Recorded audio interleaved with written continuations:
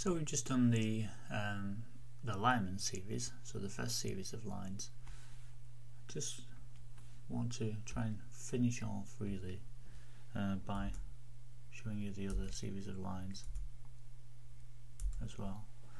So we've obviously got the Balmer series, Passion series, and so on, which were named after people who discovered them or worked on them.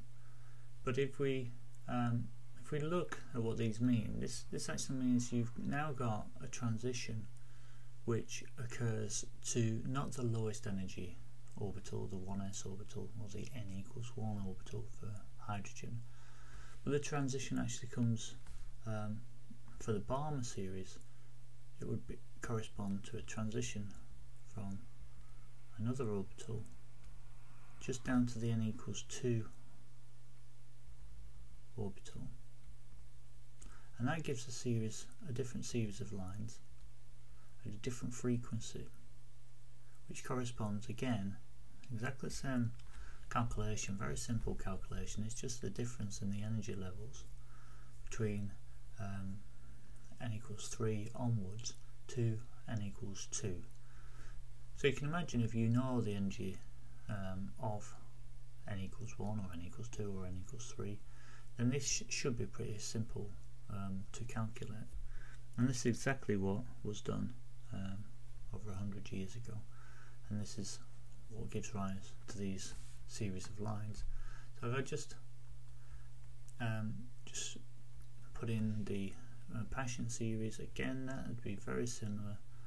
I'll just do it in reversal arrow order. So we've got the n=4 transition, equals 4. This one here would be n=5,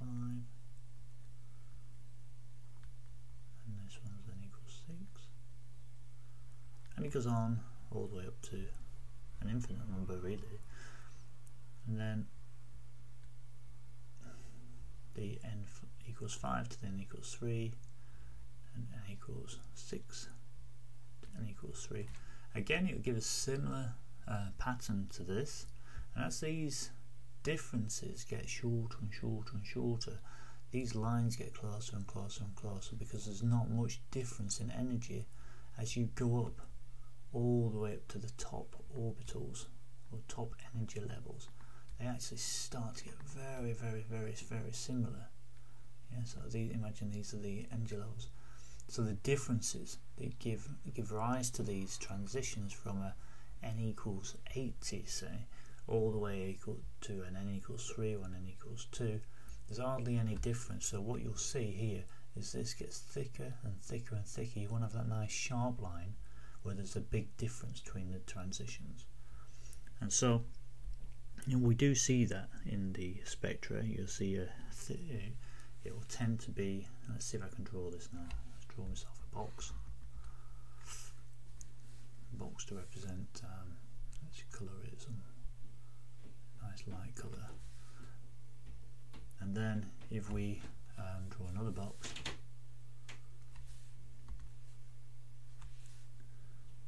let's see if I can grab one of them just to copy it.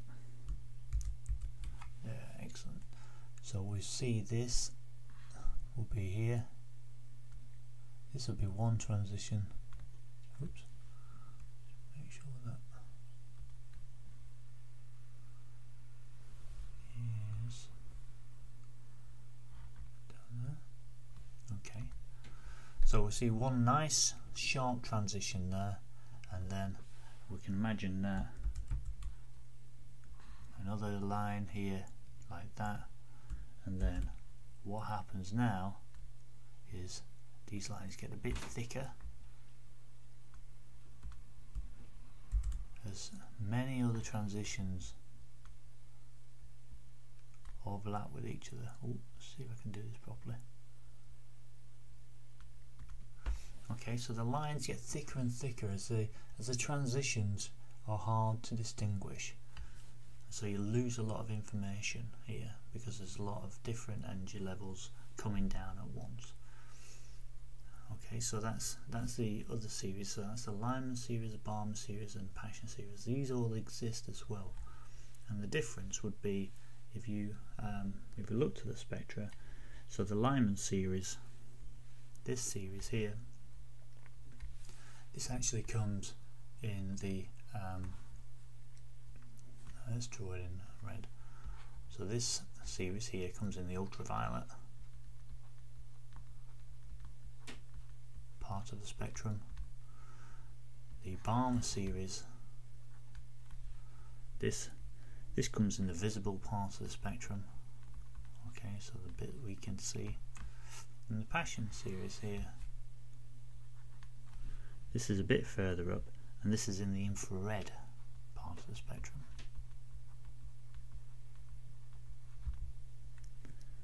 And if you think about it, that kind of makes some sense if you look at the energy levels between ultraviolet going all the way through to infrared there. So the wavelength starts to get bigger and bigger as you go all the way up there.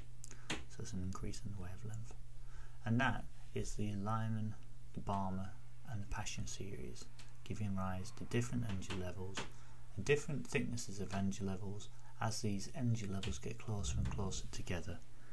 And that is the end of the tutorial.